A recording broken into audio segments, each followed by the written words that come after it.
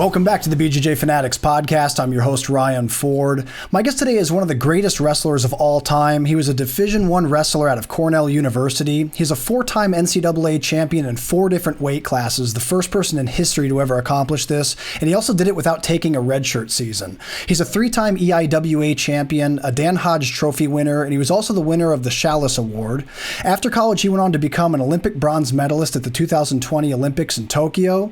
He's also a 4-time world champion, a World Cup champion, a 3-time Pan Am's champion, and a 2-time U.S. Open champion. Ladies and gentlemen, it's my honor to be joined today by Mr. Kyle Dake. How are you today, Kyle?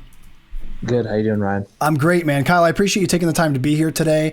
Man, you're someone I've always really enjoyed watching perform, man. So I'm really stoked to have you here, and I appreciate you taking the time to share your knowledge with us today. Yeah, absolutely. So, Kyle, the question I always like to start with, tell us about where you're from originally and what life was like before you found wrestling. I don't really know what life was like before wrestling. My parents were both athletes in college. My mom was a gymnast, and then my dad was a wrestler. My grandfather was a wrestler and a wrestling coach, and then my dad was coaching at Ithaca College when they won their national championship back in the early 90s.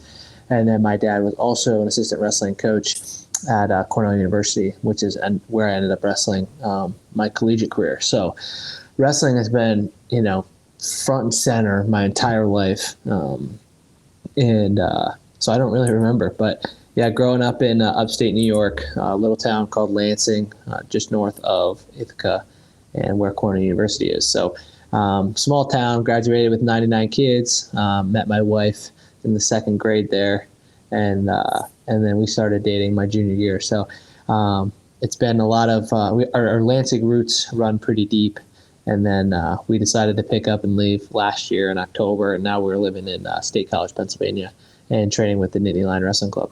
That's incredible, man. That's so cool. But yeah, it sounds like it was just something in the blood, something that the whole family did. It's really cool to see that, to see like multiple generations of people involved in a combat sport or in wrestling. It's really neat, man. Kyle, many jiu-jitsu practitioners that are listening right now admire the tenacity and the mindset that wrestlers carry. So if you don't mind, I'd like to focus today and pick your brain a little bit on developing a winning attitude. I'll start by asking this. You've said in the past that you became really good at failing, which for many people may seem counterintuitive when we're thinking of winning attitudes and winning mindsets. We usually imagine failure, being the very last thing we want to be comfortable with. Would you mind elaborating on that for me? Like, how did becoming comfortable with failure help you? Well, I guess it's kind of like anything. I'm teaching my 3 kids right now how to write their name, and first thing they do is just scribble on the page because they're used to watching this colored pencil turn into something on paper, and it has no structure. It has no anything to it other than it's a line that they can physically see. And it's like, oh, I created that. And it takes a long time for them to figure out the shapes of letters and then understand how they go together. And eventually they'll start thinking, wow, this kind of looks crappy. I'm going to practice more and more and more and figure it out. So, if the goal for me was to say, hey, can you write your name? Well, my 4-year-old can write her name, but it doesn't look very good. So, for somebody who is a calligraphy major, let's say, and they look at my daughter's writing like, oh, that's a failure. But her goal wasn't to be a calligraphy major. Her goal was to just write her name. So you kind of take a similar approach with wrestling, is making sure it's a growth mindset rather than a fixed mindset. So every single time I step out there, whether it be in the practice room, whether it be out in the grass or in competition, I'm thinking, okay, how can I get a little bit better and improve on my technique, improve on my wrestling, and continue to have fun with it? Because if you're going after something and it's not fun for you, then you're just going to be miserable, and it's going to be a disconnect between your life outside of wrestling and what you're doing. The best guys I've ever seen compete, one of 2 things happen. One, they're super authentic, and the way they wrestle matches the way they live their life, or they have basically split personality. Like, they're able to take on this persona when they're out there on the competition mat. And sometimes that works, sometimes it doesn't. And what I found the most success with is just being authentic and going out and being my best and trying my best. And, I don't think of myself as like a perfectionist. I just think of myself as someone who's willing to try a lot of different things and who's intelligent enough to figure out what has worked in the past and what continues to work, and continue to test those theories. So, every time I go out, I'm like, okay, what if I did a single leg this way? And I go try it, and I try it, and I try it, and I try it, and I fail, and I fail, and I fail, and I fail, and I fail. And then eventually something clicks. And I'm like, oh, I just needed to rotate my foot out, an extra 2 degrees. And then all of a sudden I'm in on a takedown every single time. So, a lot of those failures, so to speak, were really just lessons. And, I got really good at picking up on what those lessons were and learning from other people as well. So if I can learn from somebody else and their failures, I can take that to my own game and then apply it. That's really wisdom. So if I can take any sort of input, whether it be a wrestling input, a jiu-jitsu input, a boxing input, all of those things I take as inputs for my combat career, and how can I utilize them to enhance my performance? So being growth oriented rather than, goal oriented. So a lot of people are like, okay, I want to be a state champion, national champion, world champion. And for me, I'm like, well, I want to be the best version I can possibly be. What does that look like? And I have this vision in my head, like, of how I will look when that happens. And I think most people are more fixated on the material thing, the gold medal, the trophy, the belt, or whatever it is. And I feel like that's inhibiting a lot of people in many ways, because now all of a sudden they're not really worried about how good they can be. It's like, okay, well, I can cut corner here and still get this medal or belt or whatever. So as much as, you want to get there fast, the journey really matters. Like, how you get there matters. And I want to make sure that, along the way, I uncover all these different stones. I'm like, okay, I can do this, I can do that. These are the actions I need to take outside of the room. And if I can apply those to my life, then I'll have a carryover into my wrestling career. So that's kind of the approach I take to it. And then also just being very gracious and being thankful for the opportunity, because, if I was, there's not very many people that are able to do what I do or do what we do, participate in sport. And there are billions and billions of people who are struggling across the world and, wondering where their next meal is coming from, living on $1 a day. And for me, that's not it. So I'm, very grateful to have this opportunity to basically be an artist. I feel like I am an artist in many ways, even though there is some brutality associated with wrestling, and there's, some job-like characteristics, professionalism associated with it. I still feel like I'm able to go out and be creative with everything that I do. And I feel like in wrestling, that's kind of a missed thing. Like, a lot of people view it as a job, or it has to be hard. It has to be done this way. Well, for me, I'm like, all right, well, I can be a little bit more creative. I can try things. I can, mix and blend different colors. And all of a sudden I get this beautiful, mosaic of everything, and I'm like, this is really cool. And then I go back and I watch it. I'm like, oh, good job. All right, well, what can you do now this time? And there's a really good book by Rick Rubin that I'm currently reading.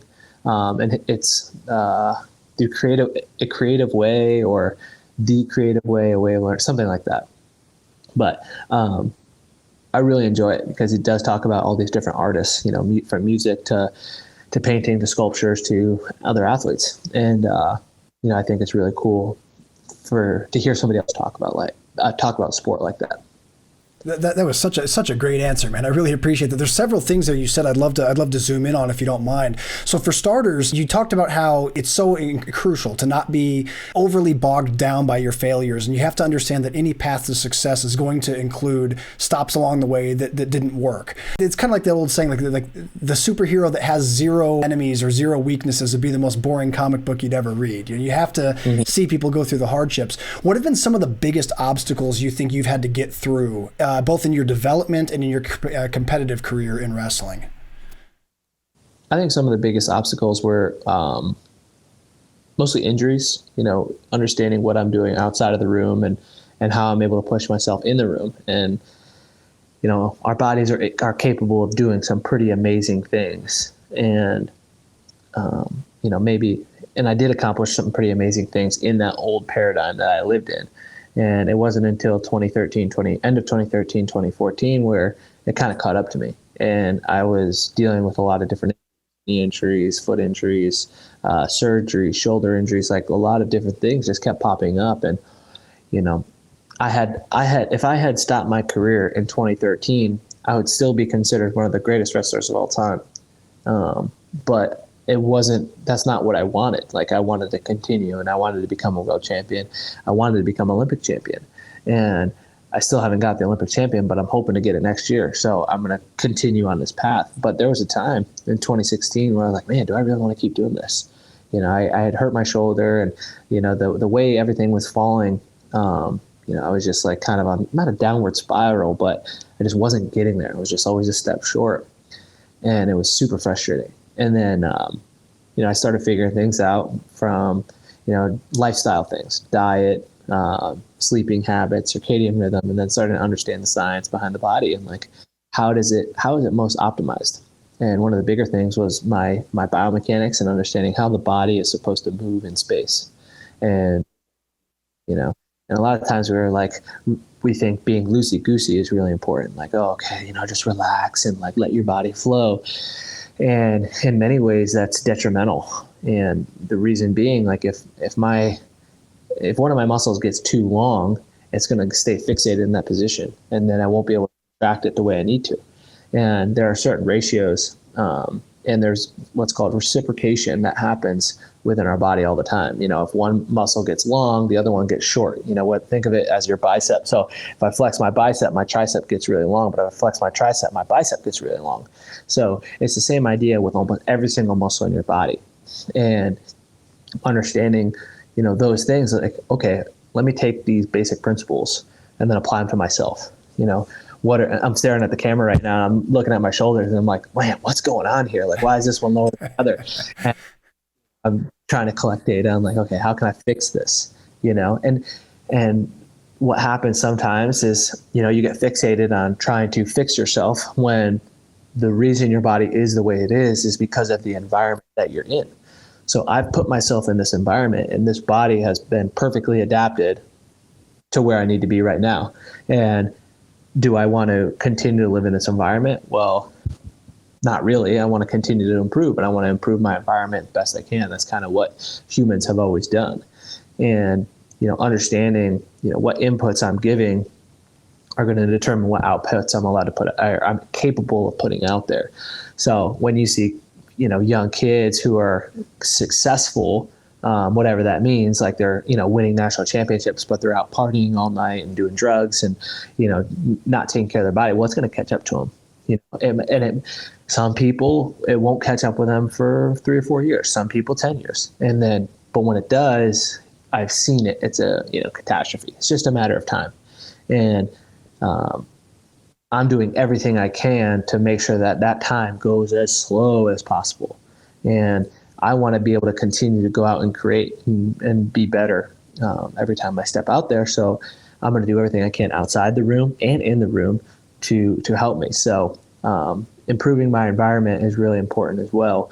You know, whether it be where I'm sleeping or, you know, what I'm doing in the morning, you know, what I'm eating, my recovery, whether I'm getting in the hyperbaric or the sauna or cold plunge or, you know, red light therapy, or just getting out in the sunshine, you know, putting my feet on the grass, you know, going out into the forest and relaxing, staying away from my phone, you know, controlling my dopamine. A lot of people are just like fixated on these little 30-second clips all the time, and they have no attention span. Well, you know, that's draining you. That's causing a cortisol spike. You're getting, you know, all these different things are happening to you and you're not even realizing it. And then all of a sudden you're like, man, I'm super frustrated today. What the heck is going on? Oh, it's just because I didn't work out, or I didn't do this or do that. It's like, no, you're on your phone for 8 hours a day, just looking at Instagram. Like, you need to chill out. Like, you need to learn how to be bored. You need to learn how to relax. And those are things, even in their battles. I mean, it's not always going to come easy to people because this dang phone is super addicting. Like, there's so many things that just stimulate you all the time. And, you know, everyone else is on it, and you want to be, you know, you have fear of missing out. You're like, oh, what's the latest thing that's going on? Oh, what's this, you know, thing? What's that? What's this? And then when I think about it, I'm like, man, it's still going to be there, you know, 12 hours from now. It's still going to be there a week from now. And I don't really feel like I need to be in there all the time. But yeah, those are just like a few things that I kind of think about. I wholeheartedly agree with you. I always say that I think the internet was simultaneously the best thing and the worst thing that happened to humanity, depending how you look at it. You know, there's a lot of things, like you said, where it's changed the way we interact with the world. It changes the way our brains release dopamine and receive information and everything else. You mentioned that you like to get out and put your bare feet on the ground. Do you do a lot of grounding? Is that something that you practice often?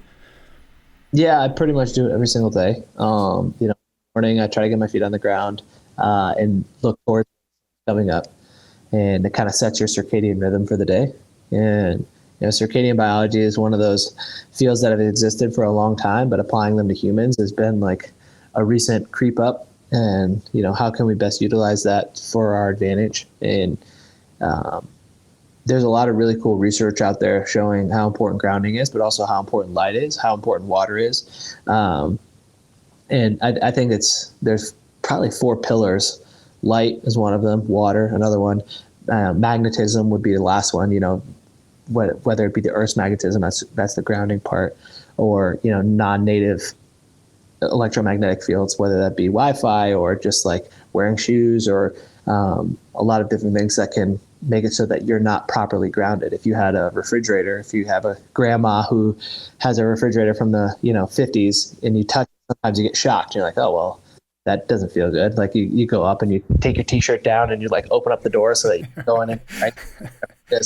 And it's just because it's not grounded. And, we are hydroelectromagnetic beings. And, we got to take care of ourselves, just like we take care of an appliance, we got to take care of this meat suit that we have. And, I think the last thing we touched on earlier would be biomechanics, but, grounding is super important. You can depends on how deep you want to dive into it. You can look at all the science behind it, look at all the peer-reviewed research, look at the anecdotal evidence, but just go outside, go on the beach, put your feet on the wet sand, and one thing that'll happen is that you get way more grounded in salt water than you would just on dirt, and that's why you feel better. Some people are like, oh, it's just because I'm on vacation, I don't have any worries. And it's like, well, yeah, that's probably part of it, but you're also getting a physical benefit by, wading in the ocean, and it's measurable. You can actually measure it if you want to.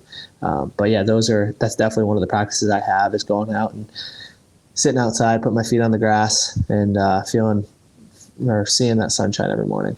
That's awesome, man. Yeah, I've seen more and more athletes doing that, so that's really cool that you're participating in that also. And I love what you're saying here. I think you're doing such a good job of emphasizing the importance of understanding your body as an athlete and understanding your biomechanics and the things that are good for you and the things that are bad for you. I think it's very good stuff for up and coming athletes to hear, because that's a huge part of what we do. There's something else I wanted to circle back to that you said earlier. You mentioned that you, in a lot of ways, you feel like an artist as a wrestler, and I think that's a really cool concept. So creativity is something in grappling that can set an athlete apart from everyone else. If you can find creative and interesting ways and innovative ways to accomplish technical goals, that can set you apart from the pack for sure. In what ways do you think that your creativity has helped you in your technical development as a wrestler? I think just my attitude towards wrestling, stepping back and changing my perspective from like this robotic Terminator to this creative artist has allowed me to see openings where other people don't really see them, or blend different setups or attacks or finishes together that other people don't really see and or aren't able to accomplish. And then by doing so, I'm able to be like, okay, well, I can be creative here, but then how can I also make it work from a biomechanical standpoint? And it kind of just jumps back and forth. It's like a never-ending circle, one after the other. I'm always trying to figure that thing out. And just being creative, like I don't really do anything else. Like I don't draw, I don't paint, I don't sculpt, I don't make music. What I do is I go move my body in space and try to figure out what is the best thing I can do to make that person fall flat on their face. And that's kind of fun for me. I get joy out of that because, one, it feels good for my body. It hydrates my tissues if I can move properly. And then I leave that place and I'm like, oh, I'm alive. This is great. Like I'm not, just this decaying, drying up, shriveled up little person anymore. Like I'm becoming buoyant. I have viscous muscles and, I'm hydrated. And I feel like that's probably one of the reasons why I keep pursuing what I'm doing. I'm 32 years old, and most athletes are done before then. You know, most wrestlers are done at the age of 27. That's kind of like the peak for most wrestlers. Now, jiu-jitsu is a lot different. It's a little bit less intense, although it can be more intense in many regards. But everybody can kind of do jiu-jitsu, and wrestling is starting to push towards that. Trying to make it accessible to all ages. And we have some barriers to entry, and we're working on those and trying to figure them out. But I think a lot of it is just the background noise of, oh, well, I knew this wrestler at my high school who he used to wear plastic garbage bags over him and run all day, and he wouldn't eat for 3 days, and he'd spit in a cup, and he'd try to make weight. And I'm like, geez, like, yeah, that's a horrible picture. If I'm a parent, I don't want my kid ever doing that. And so trying to stomp out those, trying to get rid of those attitudes towards wrestling is something that we have our work cut out for us a little bit, but I see it turning. And social media, like you said, social media could be great or it could be bad. And, I think that's one of the great parts of social media is just telling these stories. Like me, or as adults start wrestling more often and like, hey, let's go hit the gym, or let's go to the jiu-jitsu gym and train wrestling today. Okay, cool, let's do it. And I think that's really cool because as much as I've learned a lot from just wrestling all the time, I've also learned from watching jiu-jitsu. I've also learned from watching boxing. So all of these grappling, fighting styles have crossover points, and what it does is and really, okay, it's great for your body, but it's better for your mind. Like if your mind can figure out these little things and just shift your perspective slightly, you're going to pick something else up and you're like, wow, this is like a completely different thing than I was thinking of. And this is how it improved X, Y, Z. So I think that's how I try to be creative with wrestling. That's excellent, man. I love it. Yeah, I love it. It's interesting what you said there too, because there really is a cultural toughness in wrestling that I think is both admired by some and feared by others. As far you mentioned, like parents might not want to get their kids into like weight cutting and things like that. But man, the benefits of wrestling just seem so incredible. Like my son's he's about to be 2, but I'm hoping someday he'll get out there and wrestle and enjoy it and like it, because I think it's such a great character builder. And then when he crosses over to jiu-jitsu, which he probably inevitably will, being my kid, he'll have that base of wrestling, and it'll just be nothing but good for him. So something earlier you said that I wanted to touch on also was that you mentioned that there's certain things in your life that you have to balance, and you have to decide kind of what it is you're trying to accomplish. They often say that success starts in the training room, but I know that for you it goes beyond the training room. You seem to live a lifestyle that proves that success starts in just your day-to-day moments and how you treat your body and what you do with your day. What are some examples of like personal standards that you held yourself to as a college student while pursuing your goals in the NCAA? Just basic ones like, I never miss a workout. And if I had to, whether because it was an exam or, an illness or whatever, I always made sure that I got something in. And, because then if I started cutting corners and skipping workouts, well, when I was out there, I wouldn't have that same confidence, like, oh man, like, maybe I should have not skipped those 2 workouts or done this or that. It just puts a seed of doubt in your mind, and you gotta get rid of those as best as you can. And what I think it's again a double-edged sword, because if some kid's like, okay, I'm going to work out every single day, I'm going to make sure I never miss a day where I'm working out, and then all of a sudden they're injured. So you have to have, there's a design to the way you work out, the way you train. For me right now, I only am on the mat 4 times a week, 5 times a week, and that's 4 out of the 7 days I'm wrestling, but 3 out of the 7 days I'm not, and that is by design, because your body needs time to recover. It needs it. What I've done changing my training schedule by doing it this way, I'm still able to be in incredible shape. I'm still able to learn a ton of technique, but I'm also keeping my body healthy. And those are some things that people kind of take for granted. Like, no, I'm good. I can push through. It's like, I don't really want to push through. I want to make sure that I'm ready to go. And I never have an unplanned day off. Like, I want all of my days off to be planned, and I want them to be planned in advance. So I know, like, okay, I can push this workout because tomorrow I'm off, and I can do all my recovery that I need to tomorrow. And so you just have a better gauge on where you're at and doing that. But that was probably one of my bigger advantages, was making sure that I did what I needed to do so that when it came to competition time, I wasn't second guessing myself. I knew exactly what I had done to get to that moment, and that there was nothing more I could do. So it was very freeing for me. If you think that there was more that you could have done, then you're going to be like, man, and then you're just going to start getting in your own head. And ultimately it is just about, being at peace with where you're at and being at peace with what you've done so that you can go out and be free when you compete. And if you can do that, you'll be in a great place. And, just again, it comes back to gratitude as well. It's like just being thankful that you have that opportunity, because there are billions of people who would kill to be in the shoes that I'm in. And, we make it a big deal because for us, it is a big deal. It's our life's work. And, if we don't accomplish what we want to accomplish, then, sometimes it can hurt. But, if you're Superman and you don't have any downfalls, then not a very interesting story, like you were saying before. So, but even Superman has kryptonite. So you just got to go out and have some fun and be thankful that you're there. And I think staying in a routine is a big reason for my success, and was another reason for my success in college and continues to be now. That's excellent, man. I really like that. Yeah, it sounds like you're someone that's very much, you set a lot of very, very good personal goals. And I think this is a really good example to set for other people, because like you said, like if you don't live in a structured way, it's very hard to accomplish the kind of goals that you want to get. The bigger the goals you set, the harder they are to accomplish if you're not organized with yourself and with your life. And I think it's really great that you put so much mind, you're so mindful of the things that you do outside the mat and outside the training room to help you be your very best when you do show up. So it's really awesome, man. Now, when it comes to the actual training room, what kind of goals do you like to typically set for yourself in the training room? Do you have particular things that you aim towards based on a given week, or how do you basically structure out your training goals?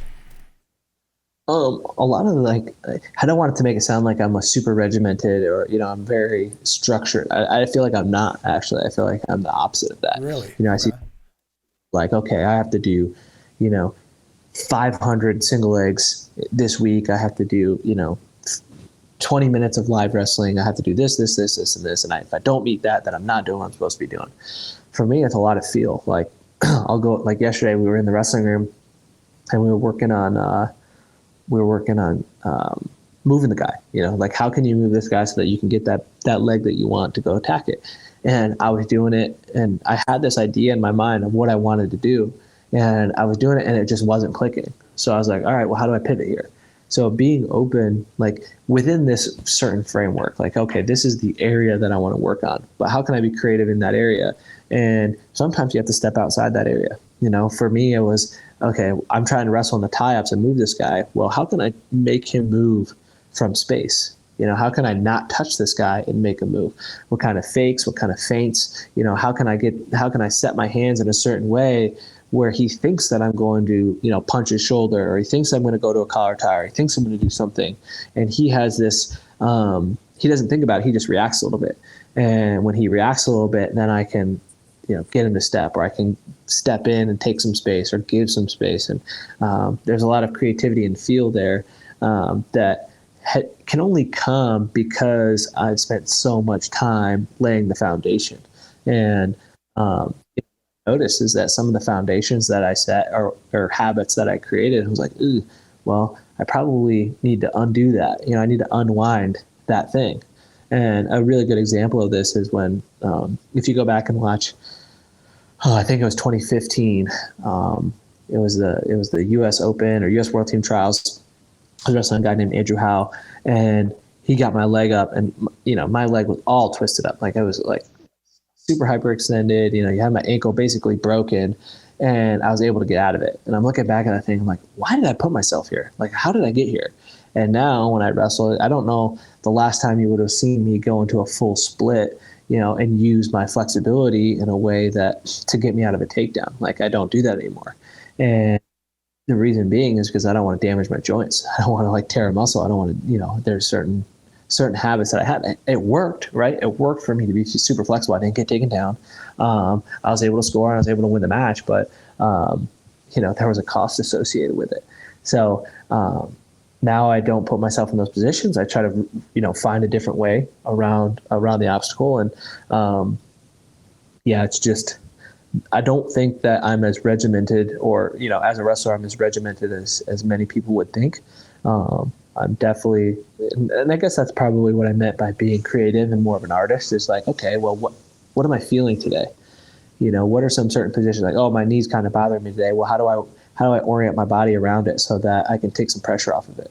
Whether that be, instead of shooting a right leg single, I shoot a left leg single, or, there's so much variety that you can work on, that wrestling never really becomes boring for me. That's excellent. Well, man, here's a question I'd love to ask you kind of along these lines, because I'll usually get different answers from different people depending where they are on the spectrum of regimented and artistic or creative. As you're playing along with things as you're experimenting with things like you described, like messing with jukes and trying to get people to move without touching them, how do you generally log the things that you discover in the training room and map them out in your game? Like when you discover something, you're like, oh, that's a good, I need to remember that one. I need to remember that pattern, or I need to remember that opportunity that comes off of this other thing. Do you write things down after training? Do you just log them all mentally and remember them? How do you like to keep track of all these technical things that you discover through experimentation?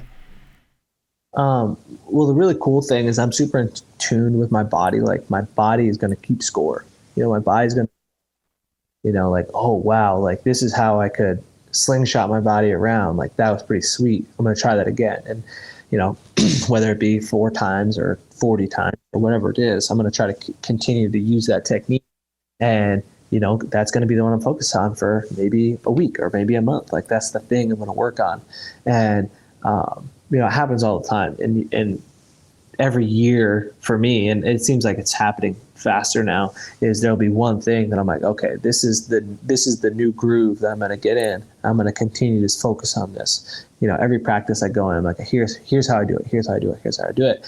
And then with my cross training, or when I'm at home, or when I'm with my kids or whatever, I'm like, okay, how can I do this same thing? Whether it be, sweep single or duck under or for headlock or whatever. How can I take this new pathway and make sure that I hit it like that every single time? And kind of where the 10,000 reps come into play. But, I don't think it's actually 10,000 reps, but it's a good number to shoot for. And the problem with it is, if you do 10,000 reps wrong, you could tear up your knee. So like, if I'm doing 10,000 reps of something, it's like, oh yeah, this really works. I'm doing 10,000 reps. Like, look at me go. But then all of a sudden my knee is torn to shreds, and I'm like, oh, shoot. Well, I shouldn't have done that. But it's a lesson learned. So how can I move forward and put a positive spin on this and continue? So, I don't really write that much down. I used to be a lot bigger into writing all my techniques down and things I need to work on down. But for the most part, your body's going to know. My body remembers a lot of these things. Like, okay, how can I hit this? Some things I'm better to my left than I am to my right, or vice versa. And, I'll hit something really silky smooth to my right, and then all of a sudden I try to go to my left and I'm like clunky, and I'm like, what is going on here? Like, how do I fix this? And it's not really about like this mental idea of like, I'm imagining it perfectly back to my left, but it's just not, my body is not able to do that. And then I look back and I take a step back. I'm like, okay, what are some changes that need to be made for me to get there? And, sometimes I'll videotape it. Sometimes I'll just ask one of the coaches or one of my teammates that are there, like, how can I make this adjustment? And, sometimes they have, and even if their answer is completely wrong, like completely irrelevant, listening to it changes my perspective slightly. I'm like, oh, okay, let me do this one tiny 1% of what they're saying, and let's see what happens. And then it kind of untwists me a little bit so that I can hit that to the left a little bit smoother. And it's just a series of improvements. You just kind of lock in and keep going to the next one and the next one and the next one and the next one. And all of a sudden, it just falls into place, and you're like, boom. As soon as silky smooth to the left, silky smooth to the right. Let's do it. How can I continue to do this? So, like I said, I try not to paint myself into a corner and be like, okay, this is how you have to do it. This is the only way. Go, go, go, go, go. And it's just more like feel and flow. And my body knows, your body keeps score. Kyle, something when it comes to comparing jiu-jitsu practitioners with wrestlers, one big difference that I've seen, that I've noticed over the years, is that a lot of people that start jiu-jitsu, it's their very first foray into athletic endeavors, or especially with a combat sport. Whereas with wrestlers log lots and lots and lots of hours. If they start wrestling, say in middle school or elementary school or even high school, by the time they get out and start competing and things like that in jiu-jitsu, if they cross over to jiu-jitsu, those years they spent wrestling conditioned them to be very comfortable being in competitive environments. And I think a lot of jiu-jitsu people that don't have wrestling backgrounds look at that and just be like, man, why, that's amazing how calm that guy is and how comfortable he is and how it's just kind of another day at the office for him. And that's from those years that he spent wrestling. It's one of the huge benefits that people get from wrestling in the youth stages. When it comes to competition mindset, when it comes to maintaining like a baseline of calmness, that's something that you see a lot of experienced competitors become good at. If you ever watch high-level athletes in both wrestling and jiu-jitsu, they often appear very relaxed before stepping on the competition mats. And it really is kind of an art within itself, the ability to be ready to go and fight, but also calming your anxiety at the same time. That can be a real learning curve for many people. So what are some things that you do to keep yourself in a state of being mentally sharp and physically ready to go, but also calm at the same time and not too anxious? Well, I guess I'll go to the first part is, the competitiveness that wrestlers seem to have. Wrestling is a relatively safe sport. If you're going to compete as hard as you possibly can, but there's no real risk of injury or getting, choked out or anything like that. So just inherently, jiu-jitsu, you always have a way out. In wrestling, you don't always have a way out. Like, you rarely have a way out. Like, you have to go through rather than just say, okay, stop. Like, you got me. Good job. Now there's some humility there. It's like, okay, well, if I don't stop, this guy's going to break my leg off. Where in wrestling, it's like there are some aspects of that if you get into some scrambles. So I think just like the starting out mindset is just a little bit different.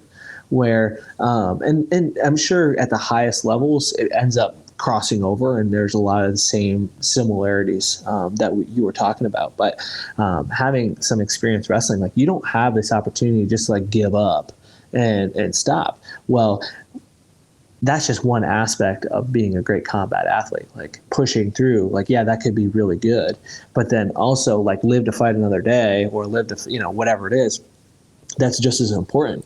It just depends on what you're trying to accomplish. So I think that's like one of the stark differences that I see between the two sports. Now, you're going to have some jiu-jitsu athletes who are like, yeah, no, I'm not giving that up. Like, go ahead, break it. Like, let's keep going, and I'm like, oh, well, okay, let's do it. And same with wrestling. We're wrestling some of the younger guys, and, I'll basically have a heel hook on them and going to be taking them down, but they're still willing to fight through it. I'm like, guys, like, you're going to have to give a takedown. Like, just give a takedown. You're going to break your knee off. Like, I'm not going to do it. But if you keep going, I can't move. You're going to break yourself. And just like trying to communicate that, like, oh, okay, yeah, I get it. And that's where I think that there's some benefit to both styles. But just keeping calm when you compete, it always circles back to your perspective. Like, gratitude that I'm here. Billions of people can't do this. 1. 2 is I'm confident that I did everything I possibly could to get to where I want to be. And there's nothing else I could have done. And even if there was more than I could have done, I can't do it now. So why worry about it? And lastly is that when you feel that anxiety, when you feel that pain in your stomach, when your eyes are like super dilated and you're like absorbing everything, but then they get super constricted and focused and you lose like your peripheral vision, like, that is a sign that your body's ready to go. That is a biological thing that's happening because you are ready for fight or flight. And you need to change your perspective on that. Like, oh, this is so bad. Like, I'm so nervous. I feel like I'm going to throw up. Like, da, da, da, da. It's like, well, the reason you're going to throw up is because your body's trying to get rid of this baggage, It's like every time, I don't know if you have any hunters out there, but every time, you see a deer sprint, like if they get startled, they just drop, they leave a deuce, they just drop where they're going. Boom, they're off. For the rabbit. And it's like, oh, they're just dropping, if I'm throwing up, I'm like, okay, well, now I'm ready. We had a teammate who threw up before every single match. Didn't matter who he's wrestling. He just threw up before every single match. Now, I don't do that, and I don't think it's the best thing. I think if you can hold your food down, and that'd probably be a little bit better. But I do get nervous, it's a biological thing. It means my body's ready to go. It's an adrenaline dump, and I become faster, I become stronger, more powerful, and I can compete at a higher level. My conditioning becomes better because of my body just signaling like, hey, these are the hormones that I'm releasing now, go get it. So having a positive relationship with what your body's doing and not trying to fight it allows you to compete at a higher level as well. I always admire your level of humility. And you've mentioned a few times like gratitude, how gratitude is something very important to you during this conversation. Why is humility and always keeping yourself in check in that way important to you? It just allows you to be free. Honestly, like I think that if you have like this cockiness or this expectation that everything is going to be like exactly how you thought it was, and you try to pigeonhole yourself, well, as soon as one thing goes a little bit wrong, then it's like a chink in your armor, and then you start falling apart. Whereas if you're like, oh, well, I'm thankful that happened, and now I can continue to move forward and keep doing what I want to do. And it doesn't always go your way. That's the nature of being a human being, is that life doesn't unfold the way you want it to, exactly the way you want it to every time. And you have to be able to roll with the punches. And a lot of that comes through just being humble and being like, all right, well, here we go. Let's go. All right, the next thing. Like, what's the next step? I can't change anything in the past, so why worry about it? I can't do anything in the future, so why worry about it? Why don't I just focus on where I'm at right now and let my training come out, let what all the work that I've done to come out now. And there's a lot of nuance in there, and understanding with sometimes you gotta be like, all right, I'm gonna just Hulk out of here. There's no way this guy's gonna stop this shot, like boom, and you just like kind of force it to happen. But it's not really force in the way that I think most people would think of it. It's really just like, okay, I've executed this technique before. I've executed it on a bigger opponent before, so let me go do it right now. And so I think that there's this blend of humility, but also exerting what you want to do at the same time. It's like, okay, well, I know what I'm capable of, and if I'm wrestling this guy at the same level, I probably know what he's capable of too. So while I respect what he's going to do, I'm just going to kind of go do what I want to do. So it's kind of, I guess it's a big answer because it's kind of a big concept. It's like, okay, well, being humble, like why is being humble important? Why is being grateful important? Because it allows you to go out and compete freely. It allows you to go out and just try things and not be worried about the end result. That's an excellent message, man. Yeah, I specifically asked that just because I think it is important for like young athletes to hear that, man. I think that always remaining humble and never being too cocky or too full of yourself, it'll certainly prevent a lot of it can end up being detrimental in the long run. So I appreciate you sharing your insight on that, man. Yeah, I mean, with kids, like there's always going to be someone that could take you out. Like when I was a kid, I was like cocky air about me, and I was like thinking about it, and I would go into the corner wrestling room, and all of a sudden I'd get my butt beat. And I'm like, oh, okay, maybe I'm not as good as I thought. And then I was a 3-time national champ, and I was like, okay, I'm the best. And then I go out there and I'm like wrestling one of my coaches. I'm like, man, he just kicked my butt. But why do I think I'm, the greatest ever? And, I'd get really frustrated. And then, even now, like I'm wrestling with Greg Kirkley. He's a heavyweight for Penn State. He's a national runner-up last year. And I'm like trying to do stuff to him. I'm like, dude, this guy is ginormous. What am I going to do here? Like, I got to figure this out. What am I going to just be super cocky and try to like impose my will shooting a single leg, and he just drops his, hips on me, and all of a sudden I lose a shoulder. Like, okay, well, I'm not going to do that. So there's always someone out there that could probably take you out in some way or another. So just being humble in the fact that, you're able to compete, and, you just try your best. And I think that's going to take you a lot further than thinking you are, oh, no one can touch me. That's outstanding advice, man. Excellent. Very well said. Kyle, I'll tell you what, man, we've reached a point of the show. This is where I always play a game with my guests. This is a game called The Pummel. The Pummel is a series of random questions. Some of these are related to jiu-jitsu and grappling, and some of them have nothing to do with any of that. But if you're down to play The Pummel, I'd love to play this game with you. Let's do it. All right, man. Question 1. What's the worst job that you've ever had? Sweeping construction sites with my dad, probably. Yeah, that's rough. Yeah, that's rough. probably wasn't it. That was all right. Sitting behind a computer all day was brutal for me. I worked for this contracting company for a little bit in college, and I just had to sit behind a computer and enter data, and I was like, that was the worst thing. Yeah, no, I'd rather sweep all day than punch in data. Dude, you're preaching to the choir, man. I've had both of those jobs, and I think I'd prefer the outside sweeping over the staring at a blue screen all day for sure, man. What do you think is a secret talent that you have outside of wrestling that people might not be aware of? I know you said earlier you don't really do a lot of other things, but is there any other secret talent that you might have? Just connecting with kids. I feel like I'm really good at connecting with kids and making them feel comfortable about themselves, but also about any situation that might pop up. That's excellent. That's really awesome. What do you think is something that you wish you were better at outside of wrestling and sports? Hunting, probably. I wish I was better at hunting or, harvesting animals, probably. Yeah, I think it's something really cool. There's something, it's a basic human thing. It's how we survive for, thousands and thousands of years, and something that I don't really have to deal with. I can go to the grocery store and, go buy a package of beef or, whatever it is. But, being able to go out and track an animal and figure it out that's a pretty cool talent that a lot of people have. And, a lot of people have it, but not a lot of people do it. Yeah, that's a great answer, man. I know a handful of guys that go hunting a lot, and one of my friends in particular, he'll come back from like a hunting trip, and he'll just be way more like, you can tell he was on vacation. You can tell he took time off from work and life.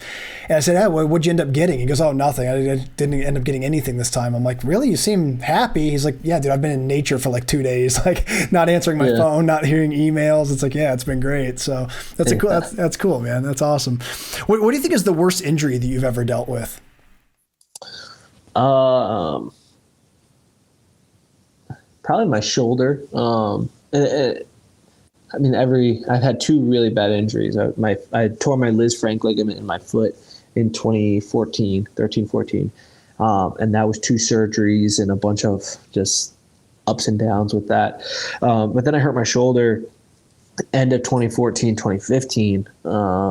Complete labrum tear, bicep tendon tear, rotator cuff tear. And that one was brutal because I tried to wrestle through it because it was an Olympic year. So, I tried to push through and ended up falling short. I fell short in 2015 and fell short in 2020 or 2016. And that one was tough mentally for me. So just a combination of both things. Probably my shoulder was my worst injury. Yeah, shoulders are rough, man. I've always said, like, whenever you injure your shoulder, that's when you realize all the things that in your day-to-day life that you need your shoulder for. I had like opening jars, driving, going to the bathroom, like everything was just like, oh my God, dude, I can't do anything with this injury. It's the worst. So I'm glad your shoulder seems better now, though, and I'm happy to hear that. What do you think is your favorite junk food to eat? Favorite junk food to eat? Oh, wow. Probably, I don't know. I don't really consider ice cream junk food. I mean, it is. Probably ice cream. Ice cream. Nice. What's your most hated food? What's something you can't eat no matter what? Ooh. Can't eat no matter what. Just like most repulsive food. God, man, I don't even know. I eat pretty much everything. I mean, I don't really eat ultra processed things that often. And I usually it's like, I used to be able to drink like a whole case of Mountain Dew. And I think it was like 7-8 years ago where I tried to drink like a diet Mountain Dew. And I was like, oh, this is just incredibly terrible. I can't deal with this at all. But yeah, probably any fast food, I probably just like wouldn't touch. Like, I mean, I would touch it, but I'd not feel good after eating it. Yeah. Yeah, there's always that post fast food guilt that you have. It's like when you're really hungry, it's like, oh, the Taco Bell looks so good, and then you eat it, and you're immediately like, dude, why did I do that? That was. Well, yeah, because like, the crazy part, like, I'll eat like all sorts of different organs. I'll eat, raw fish. I'll eat fish eggs. I'll eat sauerkraut. I'll eat, I feel like I eat a ton of crazy, like not even crazy stuff. I just eat pretty much everything. Like maybe, yeah, I don't know. I have no idea. That's good. No, but it's super processed foods. I think that's good, man. That's a good answer for sure. Let me ask you this: What do you think was the most scariest? What was the scariest moment of your life? Oh,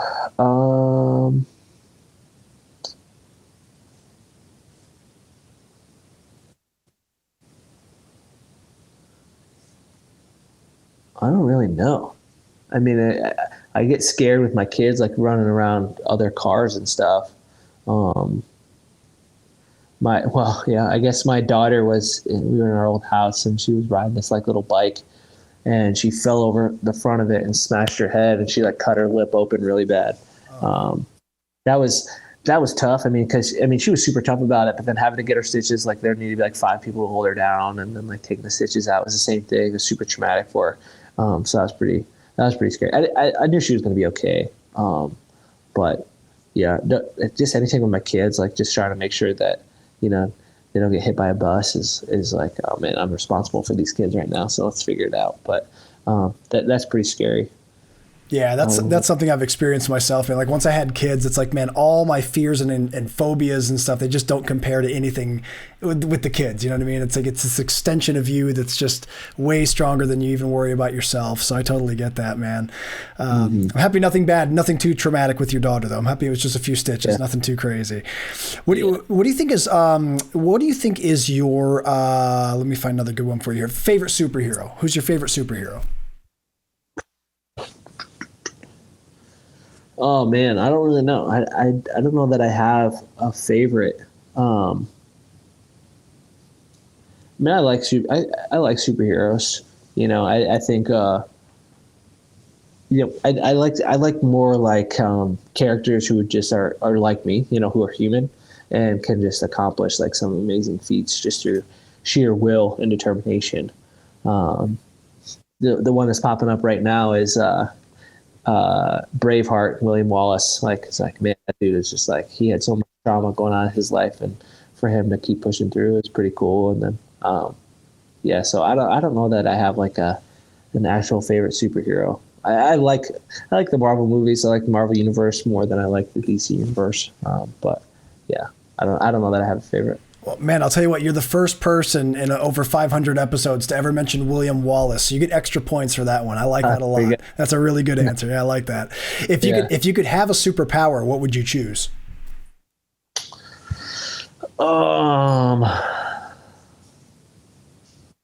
Probably something along the lines of like always being present, like never worrying about the future or the past, and just like living in the present moment at all times. That'd probably be a pretty cool superpower. Excellent answer, man. And final question for the Pummel game. I have a feeling you're going to be okay in this scenario since you're a hunter and an outdoorsman, but let's say a zombie apocalypse breaks out right now. What's the first thing you do? Make sure that my house and everything is secure, probably. My water's good. My ammo's good. My dogs are good. Chickens are good. Yeah, no, I think that's probably it. Just making sure my house is secure, and probably just connecting with my neighbors, being like, all right, let's go. Like we're gonna do this together. Like, come on, let's make sure that we're in team, got the same goals. Let's all make sure that the zombies are gonna be here in 2 days. Like we got to make sure that we're ready to rock and roll and set our cars up and make sure that we can get some trenches built or something so we can slow them down at least. See, so my prediction was right. Right away, you mentioned ammo, food source, water source, network of a team. You're good to go, man. If zombie apocalypse breaks out, everyone try to make it to Kyle's place if you can. And Kyle, that was the final question for the Pummel game, man. Congratulations, you win the game. You got your double underhooks. There you go.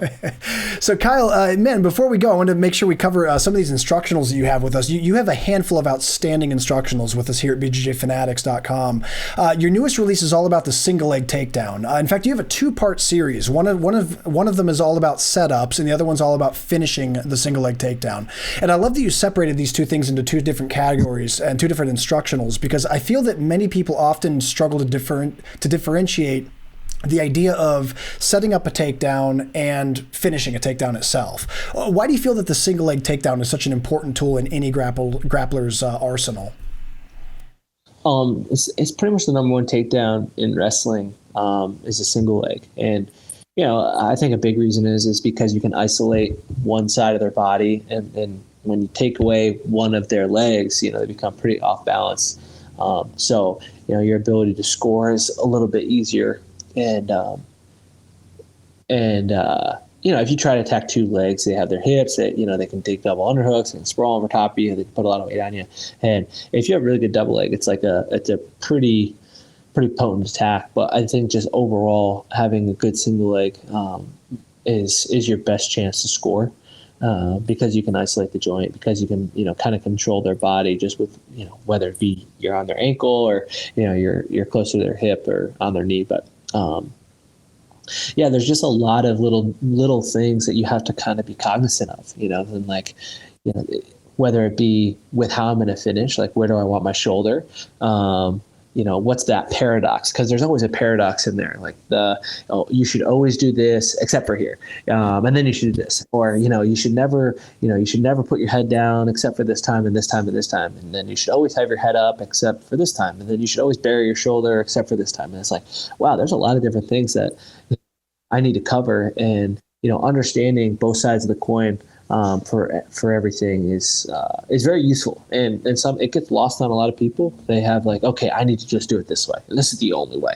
And for me, I'm like, well, there are exceptions, and trying to have a full picture of what you're doing helps you navigate a lot easier. So that's why I kind of split up those two things, and it just allows you more time to think about it. It's like, okay, well, if I do have an inside tie and he grabs my elbow versus he, drapes over the top versus he cross grabs versus, like, there's so many different things that my opponent could do.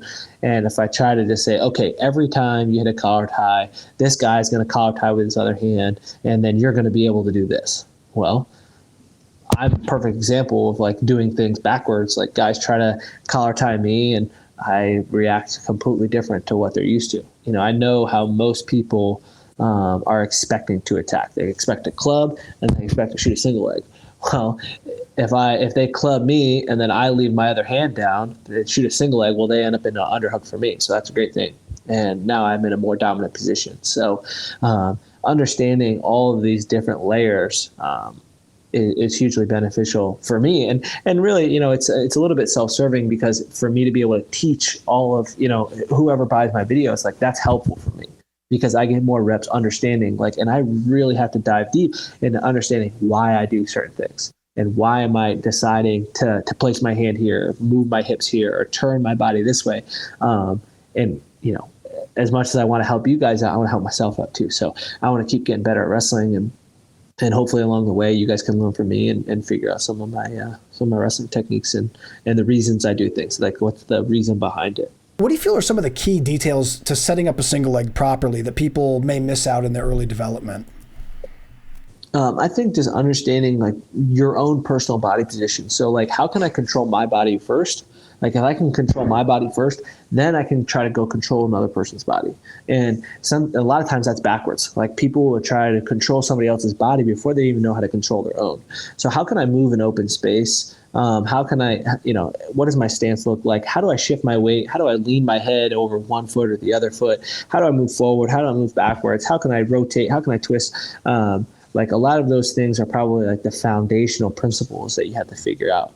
And that's how you have some people who are just like, oh, wow, he's really good at picking this up. Like, he's just a gifted athlete. It's like, well, he just has body control that he can use. And then after he, knows how to control himself, he can control somebody else. So, yeah, I think that's probably one of those early things that people sometimes miss, is like, I got to control myself first before I can control anybody else. And not only just my body, but also my mind. So how can I control mentally as well, mentally and emotionally?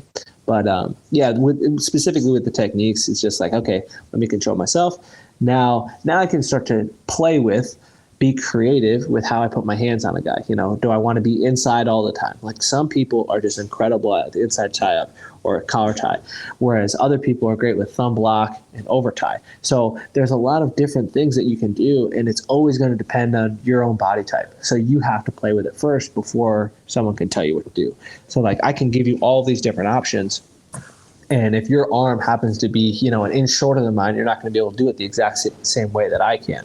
You're going to have to make a slight adjustment. Like your head's going to have to be a little bit closer when you hit your attack, or you're going to have to lower your level just a little bit more, or you won't have to lower your level as much. So there's just a lot of different things that you need to consider. And, it's just like with any grappling art, you just need to figure out what works for you and your body type and where you're at that current moment, and realizing that, 5 years from now, like I go back and I watch my defense with championships and I'm like, wow, like that is really good insight.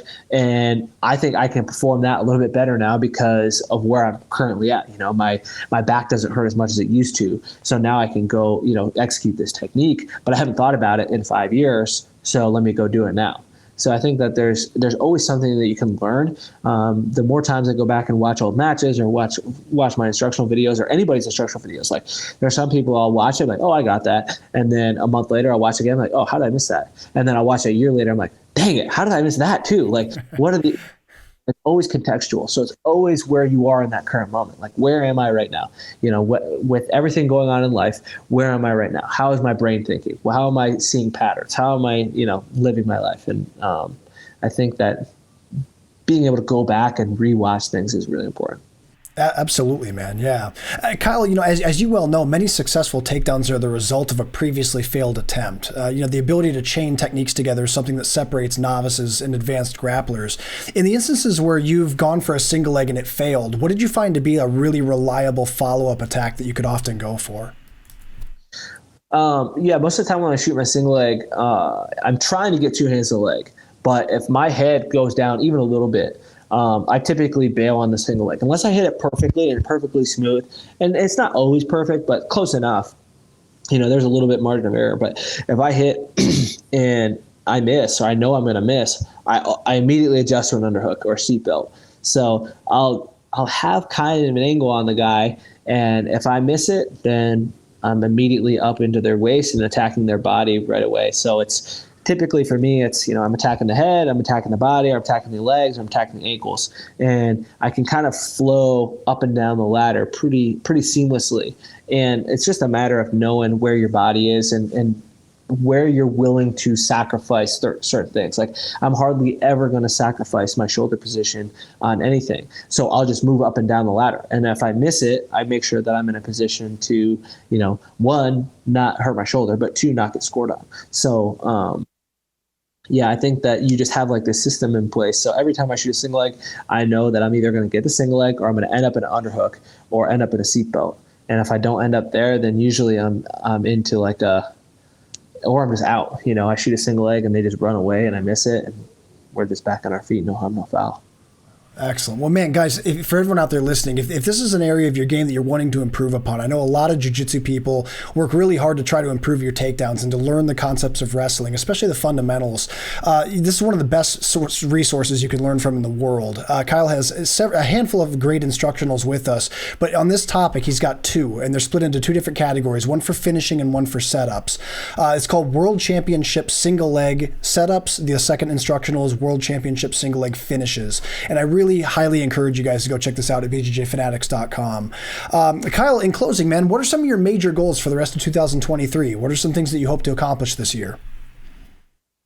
So we have the World Championships here in September in Belgrade, Serbia.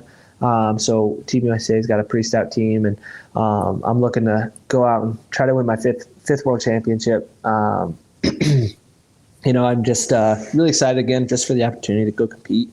It's a really big year this year because if you win a medal, or if you're a top 4 guy, or top 5 guy, you qualify your country for the Olympic Games. So the Olympic Games, only 16 countries are allowed to go per weight class. So you have to qualify your country. And the easiest way for me to do that is to go win the World Championships this year. So if I win the World Championships this year, I qualify the country. So that puts me in the driver's seat for 2024, getting to go get that gold medal. So that's one of the big events. Just watching my kids grow up, playing with my kids and being around them as much as I possibly can, and really enjoying like that present moment with them, because I feel like it was yesterday that my 4.5-year-old was born, and it's just crazy to think that it's flying this fast, and you hear it all the time, but it really is. And I'm trying to make the most of it. So that's another one of my big goals, is to be present with my family and make sure that I'm able to create some core memories and make them want to hang out with me, 20 years from now. Well, folks, unfortunately, we're fresh out of time. Kyle, man, it has been an honor to talk with you today, man. I really appreciate you taking the time to share your knowledge here. Like I said, you're one of my favorite people to watch wrestle for several years now, and you're welcome back on the show anytime. I'd love to have you back in the future for another interview. Absolutely. I appreciate you taking the time and doing what you're doing. This is really cool. It's a great resource for wrestlers, but also great for grapplers and jiu-jitsu guys. So appreciate what you do, and thanks for having me on the show. Absolutely, my friend. For anyone out there that wants to keep up with Kyle, it's real easy to do so. He's got a Facebook page. It's called Kyle Dake Official. On Instagram, he's Kyle Dake 444, and that's the same for Twitter as well. Also, guys, check out his Instagram profile, The Dake Doc. That's a great place to... Kyle, I'm sorry, remind me, that's for clinics, correct? So the Dake Doc is a over 10-year documentary that I've had a film crew following me around. So since my college days, they've been with me. So we have years and years and years of content, and you kind of see my growth from a young boy to a man and into becoming a father. So it's really cool. Our plan is to go through 2024 and then release that documentary in 2025. So we got a lot of work to do with that, and trying to make sure that story becomes complete. And but yeah, the guy's putting it together, producer and the filmmaker. His name is Greg Aceta. He does great work, and he's been with me for a long time. So I always love to give him a shout out, because he's behind the scenes on everything. He's been a fly on the wall for the last, since 2012. So it's been almost 11 years since I've been with him, and he does great work. And yeah, it's called the Dake Doc, and we're just hoping to raise some money, get some editors, get some people involved, and making sure that we can come up with an incredible documentary, and yeah, hopefully it'll be out by 2025. Man, what an incredible idea, dude. That is so cool. I can't wait till that comes out, man. I'll for sure be watching it. So yeah, guys, check out the Dake Doc, man. What a cool thing. What a cool idea. For anyone out there that wants to keep up with Dake, on his website, it's kyledake.com. That's a great resource for just news and general updates about what he's got going on. And then guys, if you want to learn directly from Kyle anywhere in the world, go to bjjfanatics.com. You can also go to our sister website, fanaticwrestling.com. World Championship single leg setups and world championship single leg finishes is the instructionals that we talked about in depth today. But like we said, he's got a handful of other ones as well. Also, guys, if you're in Maryland, he's going to be doing a clinic there on August 4th and August 5th. So make sure you check kyledake.com for those dates and follow him on Instagram, because I'm sure updates will be posted there as well. And that's going to do it for this episode, everybody. I really appreciate you tuning in. Please stay tuned for the next episode of the BJJ Fanatics podcast.